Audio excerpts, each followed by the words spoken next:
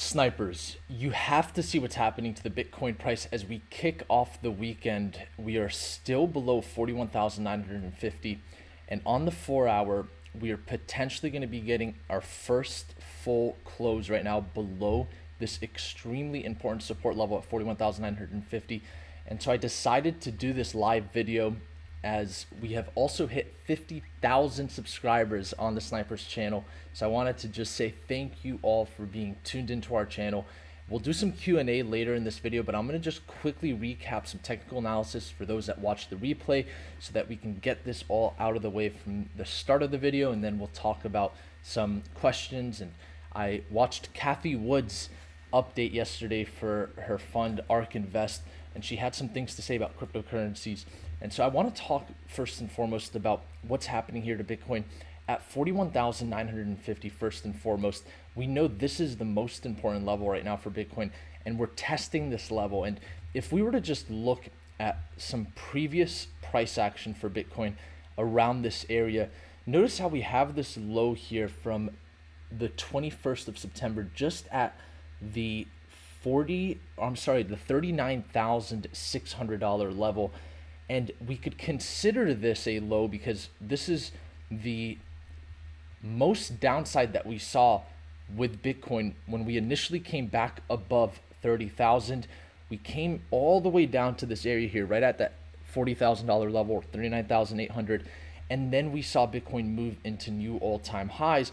And so we have yet to breach this low. So we could still consider Bitcoin right now creating a higher low. However, the likelihood right now that this turns either into a lower low is becoming a lot higher, with Bitcoin sitting below 41,950. So the question is, if we do see a break of 41,950 and then we breach 40,000, where we know that would be the area that would invalidate this as a higher low, where is the lower low going to form for Bitcoin, and where are we going to find some volume and some buyers, preferably some institutional type of volume coming in?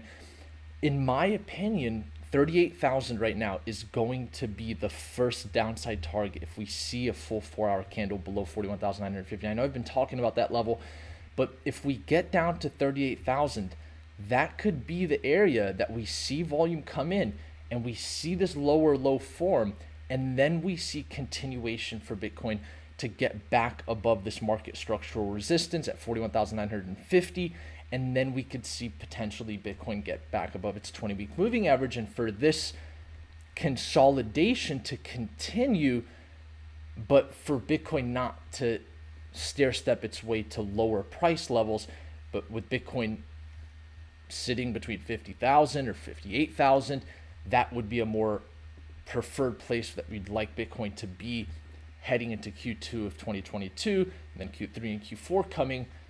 Do we want Bitcoin to break into new all-time highs? Do we really believe that we topped out at 69,000? I don't potentially think that that's the case. I think that that would literally be a joke for Bitcoin right now to have an all-time high at 69,000 and never see price levels above that. And if we were to just calculate how far we are right now from our all-time high, we're talking a 40% discount for Bitcoin right now. So we are beyond bear market territory. We are 40% down from our all-time high.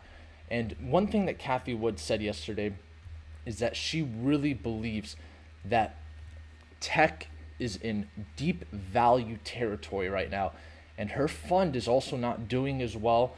And so Kathy Wood's being extremely accurate through 2020 and what has occurred in the economy, saying that tech is in deep value and Bitcoin sitting at a 40% discount.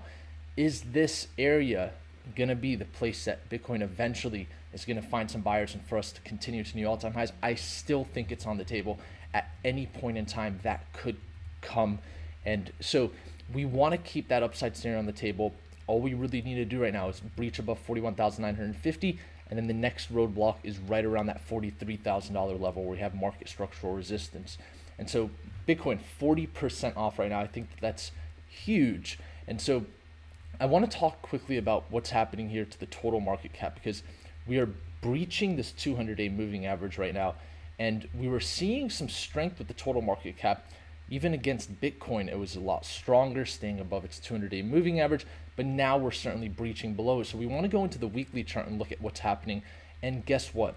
We're wedged between the 20-week and 50-week, just like Bitcoin was for quite some time.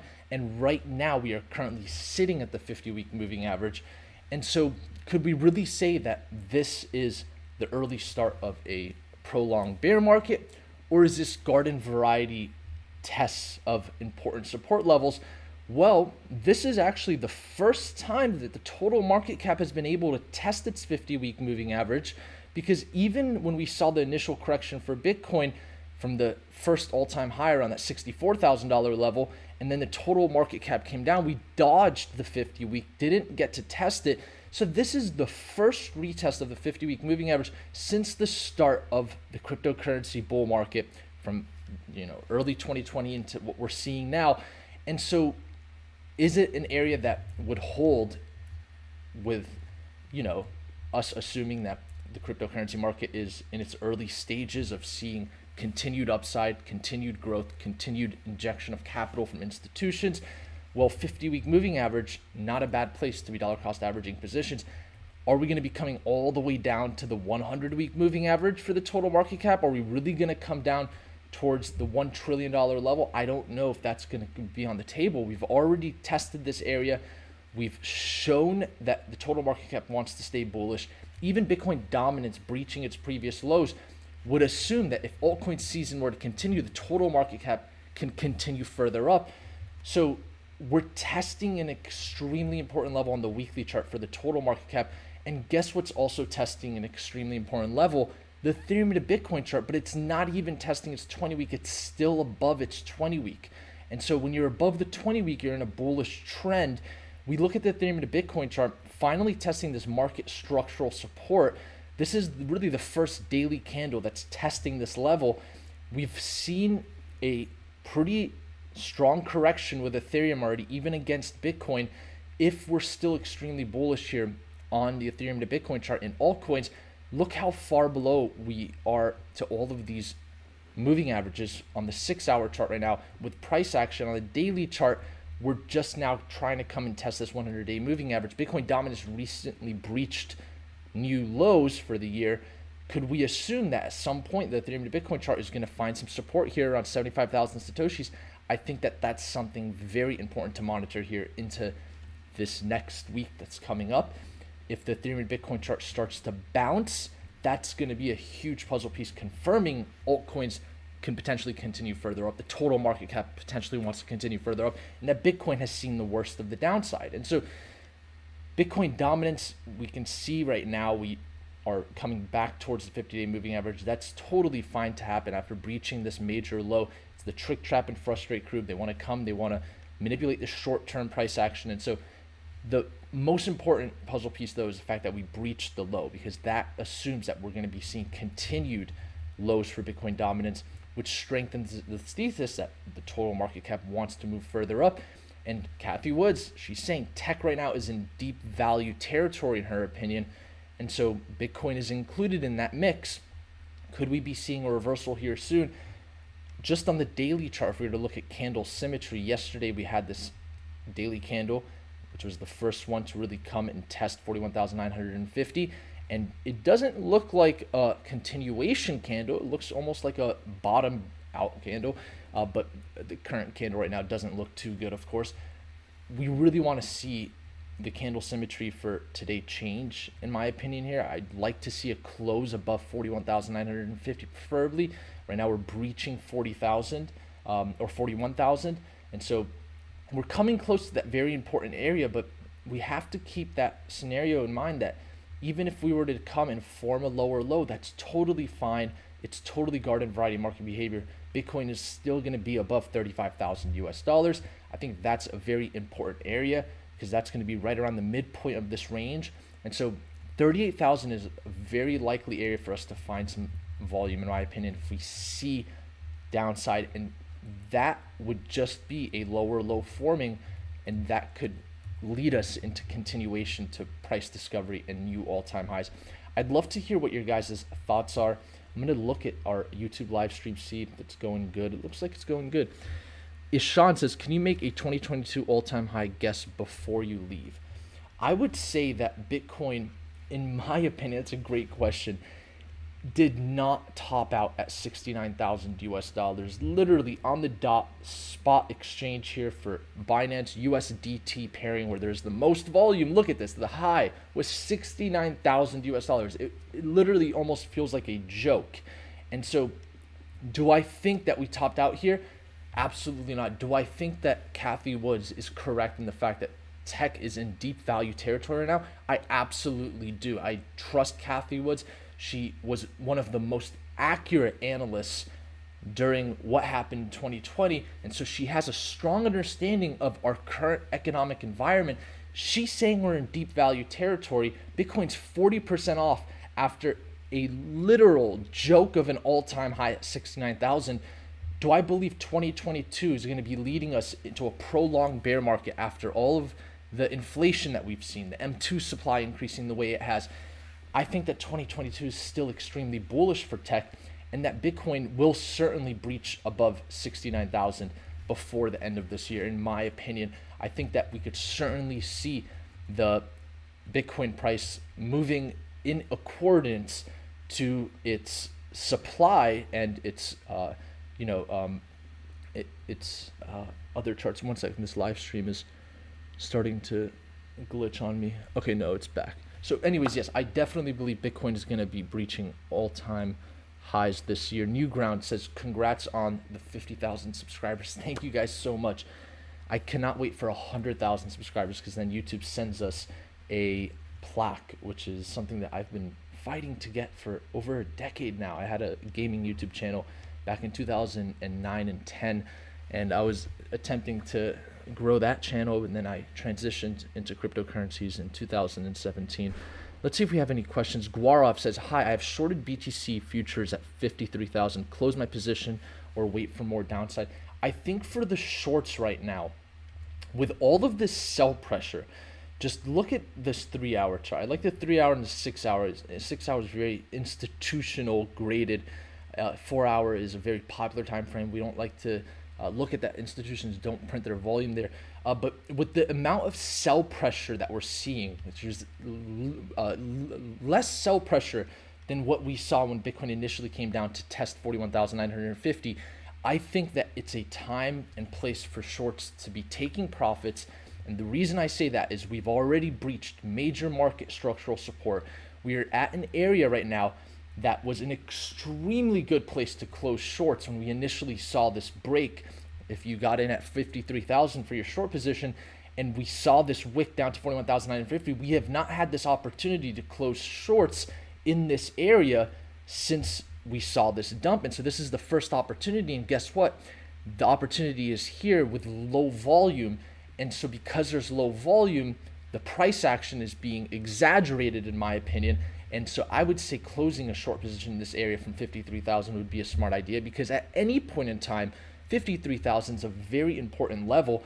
We could come up and test that area because that's where the 20-week moving average is sitting. And so if we start to see buyers come in, sentiment starts to change, 53,000, we could see a short squeeze. So I think that if you have a short position at 53,000, right now is actually a very, very good place, because the only opportunity you had prior to this was that wick, and now we're just sitting there, but there's low volume. It's the weekend, right? That's when things can be the most manipulated. And I'll take one more question and we'll wrap up this live stream, because I know a lot of people watch this on the podcast and there's a replay. And so let's see. James says, thoughts on the crypto gaming space, UFO, for example. I think that GameFi and DeFi are going to do extremely well into 2022. I want to actually bring this up. The Ethereum price, when we look at the total value locked into Ethereum Smart, I'm just going to pull up DeFi Pulse here for you guys. Notice how this chart here that shows us DeFi has sort of already broke out of this flag pattern.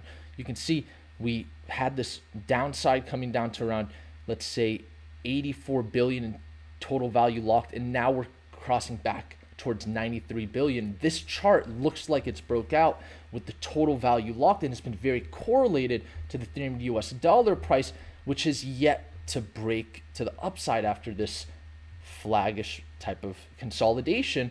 So if the TVL has already done this, could we assume that the Ethereum price is ready to get back above 34.54? I think that that's something interesting on the table when it comes to the Ethereum price.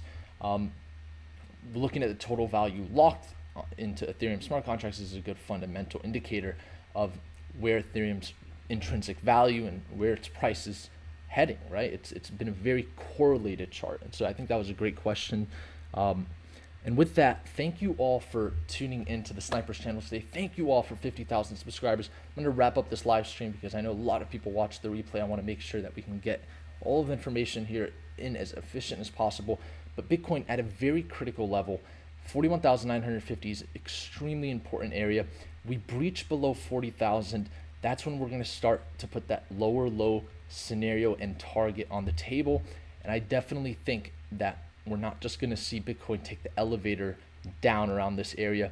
I think that if we were to see a more prolonged bear market, as I mentioned yesterday, and this would be dependent on the economic environments, and maybe if they were to start shifting against tech right now, being against, Kathy Wood's opinion saying that we're in deep value territory, that there's a potential we could test this multi-year trend line at some point later in the year around 30,000.